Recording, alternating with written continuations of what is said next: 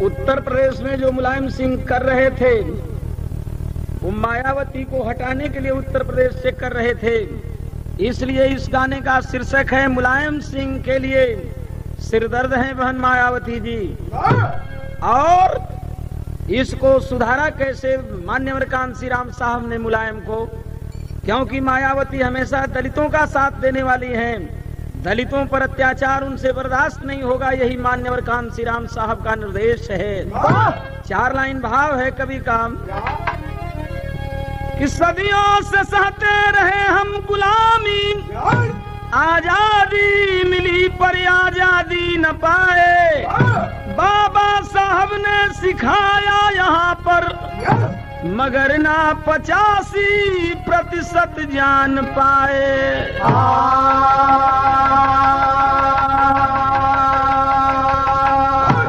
कांसी राम आए हमको बताए, संगठन बनाकर बीएसपी बनाए, बनाए मुलायम को अब मुख्यमंत्री, अरे बंधन जब एसपी बीएसपी में लाए।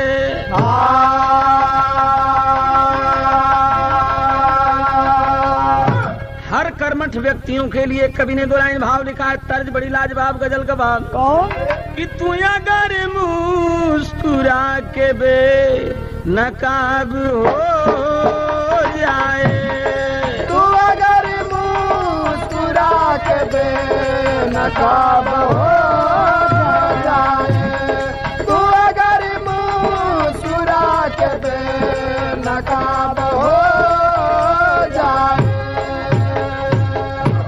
कि तू अगर मुस्कुरा के बे नकाब हो जाए, खुदा करे ये समंदर शराब हो जाए, खुदा करे ये समंदर शराब हो जाए, खुदा करे ये समंदर शराब हो जाए, खुदा करे ये समंदर शराब हो जाए, खुदा करे ये समंदर शराब हो जाए, खुदा करे ये समंदर शराब हो जाए, खुदा करे ये समंदर शराब हो जाए, खुदा करे ये समंदर शराब हो जाए। मगर कवि का कहना है कि अगर चलोगे जमाने को बदल दोगे तुम, अगर चलोगे जमाने को बदल दोगे तुम, अगर चलोगे जमाने को बदल दोगे तुम, अगर चलोगे जमाने को बदल दोगे तुम, अगर चलोगे, अगर चलोगे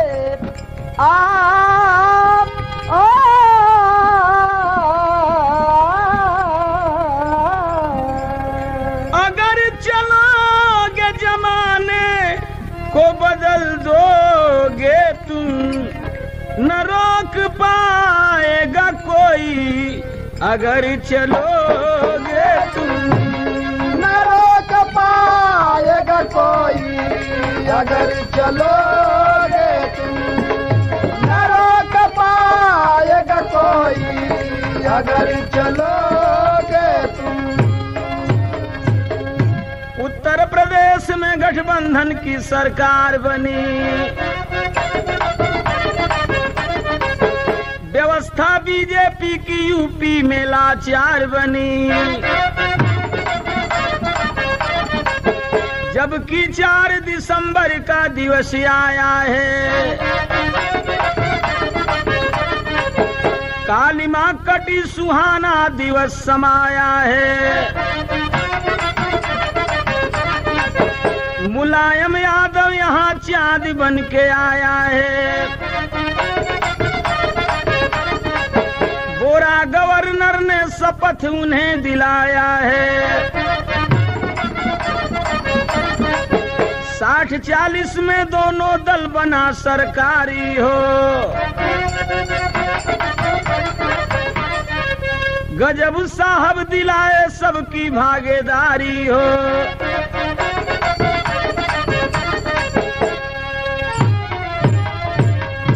ए भैया, उत्तर प्रदेश में गठबंधन की सरकार बनी, मुलायम सिंह चीफ मिनिस्टर बने।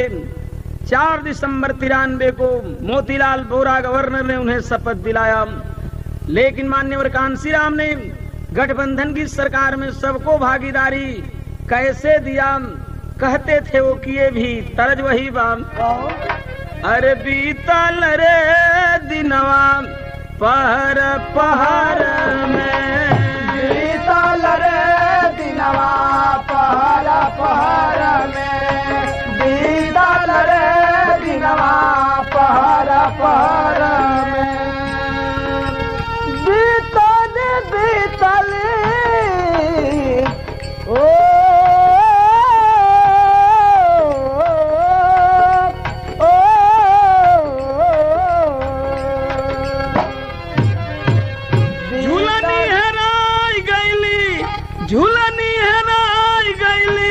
नगरा शहर में, बीतल रे दिनवा पहर पहर में, बीतल रे दिनवा पहर पहर में, बीतल रे दिनवा पहर पहर में। लेकिन आज जब गवर्नमेंट बन गई, कैसे हिस्सा लगा।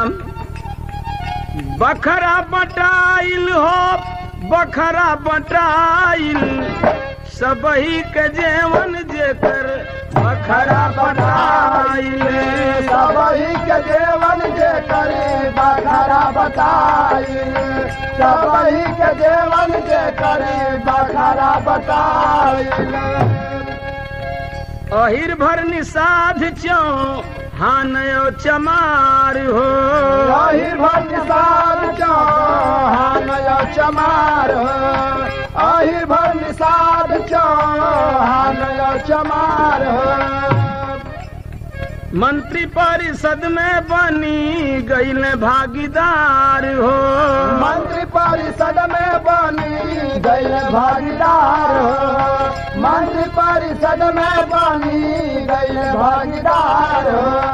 क्रॉस लाल लाइट सबकी गाड़ी में बराइल, सबही के जेवन जेकर बखरा बटाइल, सबही के जेवन जेकर बखरा बटाइल, सबही के जेवन जेकर बखरा बटाइल।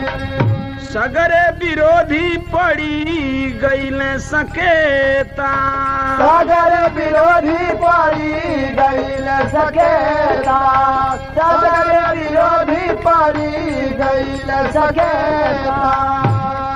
देखल नयबल कांसी राम जैसन नेता, देखल नयबल कांसी राम जैसन नेता, देखल नयबल कांसी राम जैसन नेता।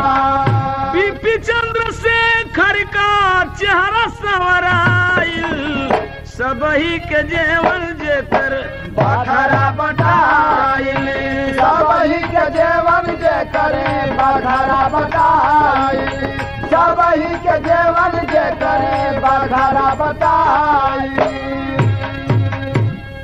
जातिगत हिसाब से मिनिस्ट्री दी गई।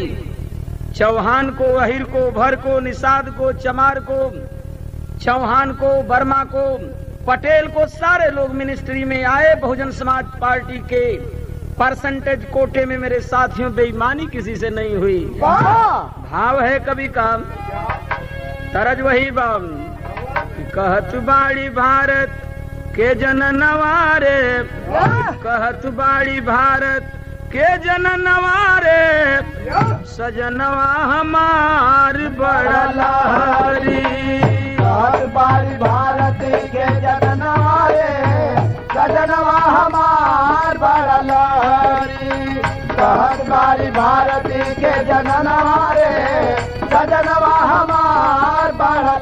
लहरी बड़ी घर का लइका हुए खैला बिना टूटल बा बोरे घर का लइका हुए खैला बिना टूटल बा बोरे घर का लइका हुए खैला बिना टूटल बा आफत बाटे जी नाही हीरोइन पर जूटल बा बेची दिहल स्तनवा के गहनवा रे बेची दिहल स्तनवा के गहनवा रे सजनवा हमार बड़ा लहरी बेटी जल तनवा के रहनवा रे सजनवा हमार बड़ा लहरी बेटी जल तनवा के रहनवा रे सजनवा हमार बड़ा लहरी। लेकिन मेरे साथियों ये हमारे कांसीराम साहब की ये कारीगरी है किस चीज की। गजब मोरे साहेब की हुनरिया हो गजब मोरे साहेब की हुनरिया हो सबके जगाए दिए आके गजब मोरे साहब की हुनरिया हो सबके जगाए दिए आके गजब मोरे साहब की हुनरिया हो सबके जगाए दिए आके पाए मुसलमान भागीदरिया हो पाए मुसलमान भागीदरिया हो सबके जगाए दिए आके पाए मुसलमान भागीदरिया हो सबके जगाए दिए आके पाए मुसलमान भागीदरिया हो सबके जगाए दिए आके चलते वक्त साहब मुलायम को बुलाए चलते वक्त साहब मुलायम को बुलाए चलते वक्त साहब मुलायम को बुलाए आएंगे न यूपी में उनसे सुनाए आएंगे न यूपी में उनसे सुनाए आएंगे न यूपी में उनसे सुनाए माया जी के हाथे में नेवरिया हो माया जी के हाथे में नेवरिया हो सबके जगाए दिए आके माया जी के हाथ में हुनरिया हो सबके जगाए दिए आके माया जी के हाथ में हुनरिया हो सबके जगाए दिए आके रहबा मुख्यमंत्री माया बनी है कंट्रोलर करब न गलती बस यही से रोलर रहबा मुख्यमंत्री माया रही है कंट्रोलर करब न गलती बस यही बदरोलर थोड़ा सा मुलायम हो थोड़ा सा मुलायम भइल करिया हो थोड़ा सा मुलायम भइल करिया हो सबके जगाए दिए आके थोड़ा सा मुलायम भइल करिया हो सबके जगाए दिए आके थोड़ा सा मुलायम भइल करिया हो सबके जगाए दिए आके मुलायम सिंह जब चीफ मिनिस्टर बने माननीय कांसीराम साहब ने कहा कि मैं तो अब दक्षिणी भारत में जा रहा हूं लेकिन कंट्रोलर का काम इस उत्तर प्रदेश के सरकार की मायावती जी करेंगी आपके ऊपर अंकुश लगाने का काम मायावती जी करेगी। मुलायम का थोड़ा चेहरा सांवला जरूर हुआ कि एक तूफानी लेडी को हमारे कंट्रोलर के रूप में कांसीराम सौंप करके जा रहे हैं और चलते वक्त कांसीराम ने मायावती से भी यह निर्देश दिया कि एक काम उत्तर प्रदेश के अंदर होना चाहिए तर्ज वही बाम अरे हाथ में मेहंदी मांगस नूर बर्बाद कजरवा हो गईल हो बर्बाद कजरवा हो गईल हो बर्बाद कजरवा हो गईल कि हाथ में मेहंदी मांग से नूर बर्बाद कजरवा हो गईल अबारे बलम बिन निधियो न आवे करवट में सबेरावा हो गईल हो करवट में सबेरावा हो गईल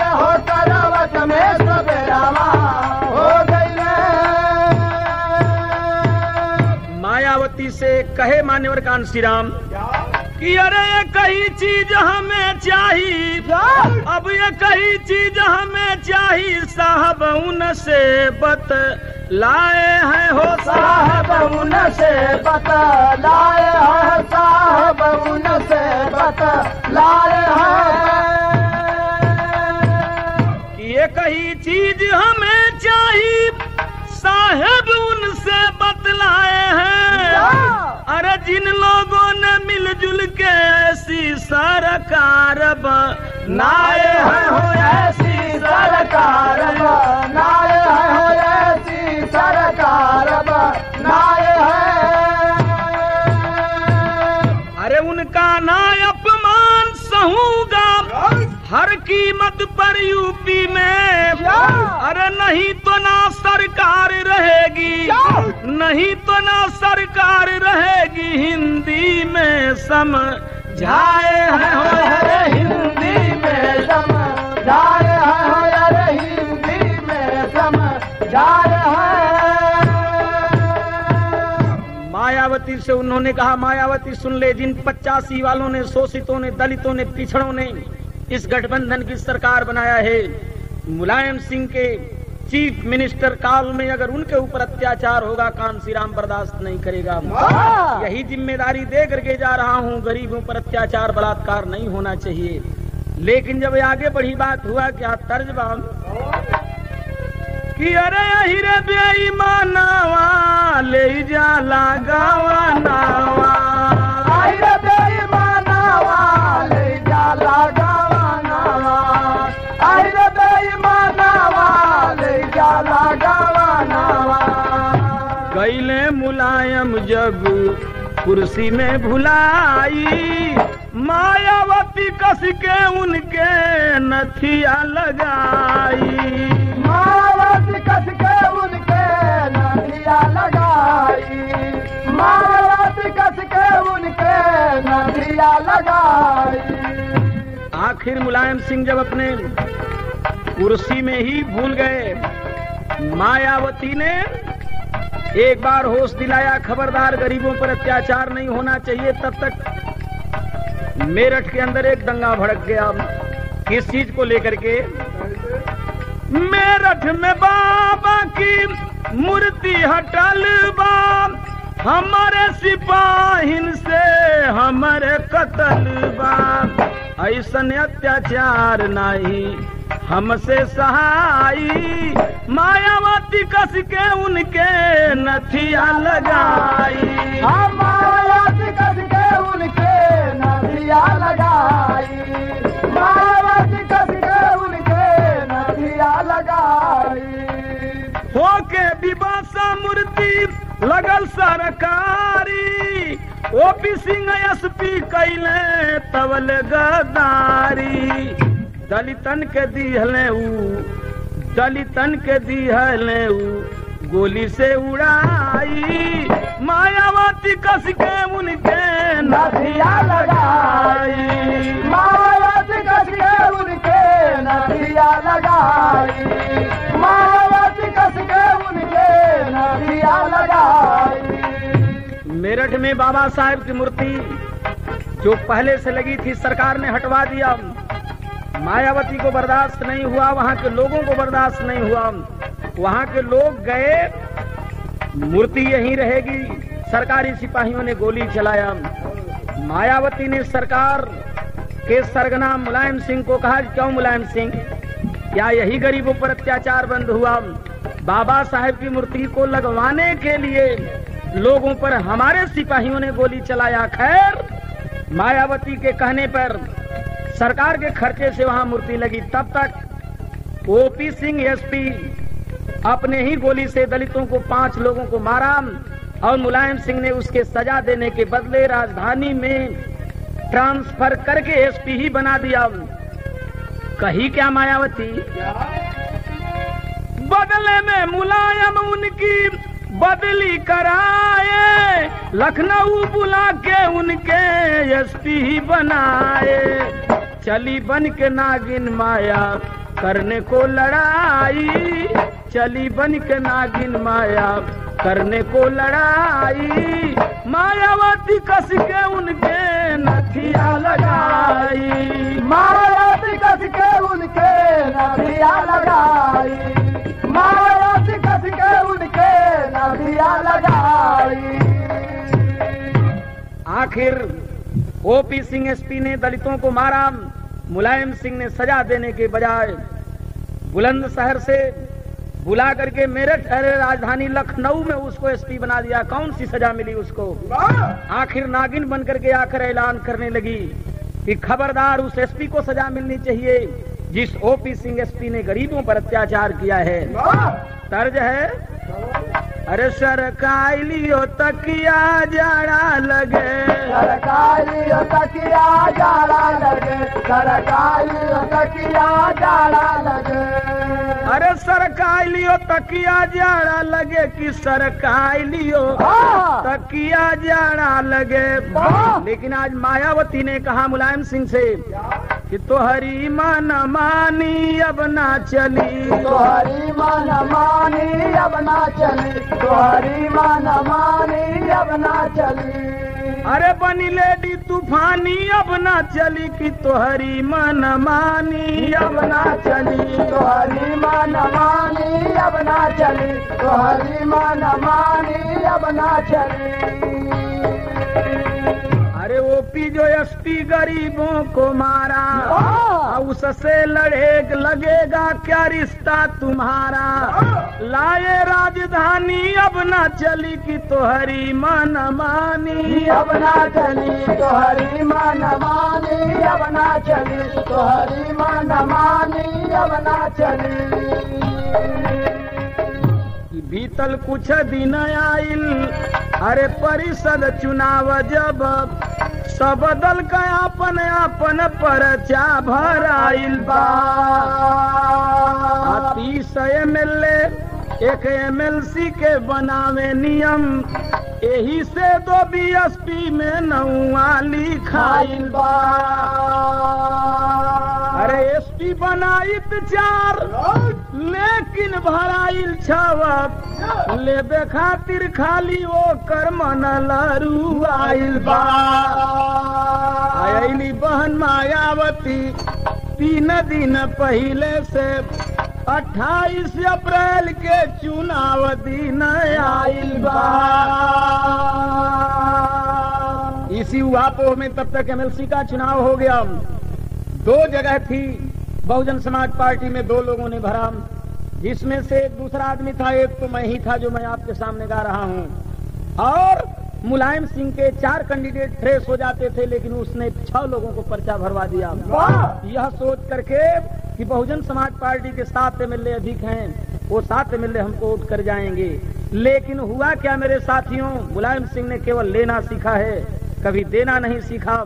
यही हमारे माननीय कांसी राम को खल गई बात, और उन्होंने मायावती को निर्देश देकर भेजा कि हमारे MLA एक भी मुलायम सिंह के कैंडिडेट को MLC के चुनाव में वोट नहीं देना चाहिए। तो मुलायम की होशियारी ना चली, डटी मैदान में वह साहब की आज्ञाकारी। यही है मेरे साहब का आदेश देश की जनता से, चली BSP लेके आपन रेस देश की जनता से।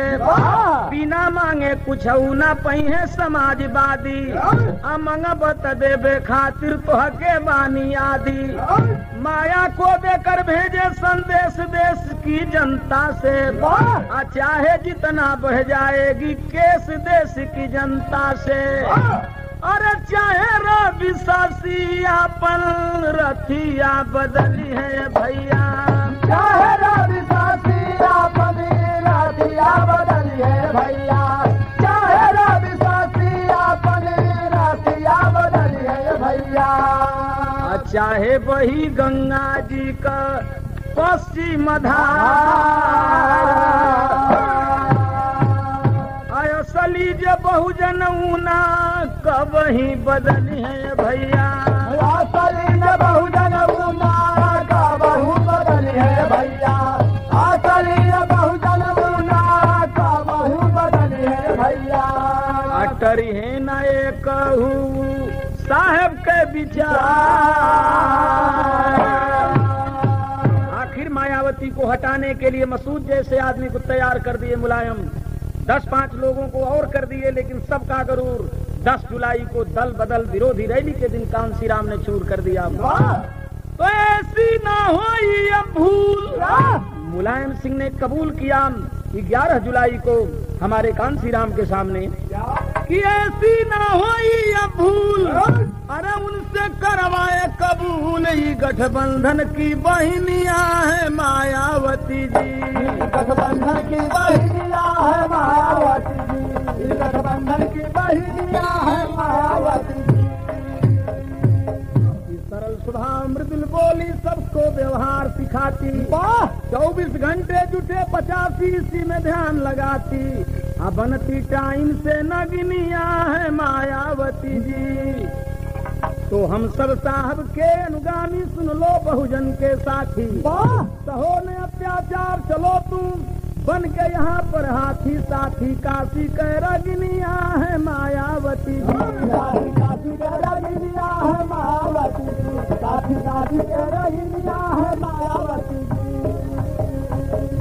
तो कुसुम पराग जद्दू देव गुरु भोला पूज्य हमारे, बाला शिव दर्शन का साथ में काशी रंग पसारे। होशियारी ना मुलायम की चली, काशी नाथ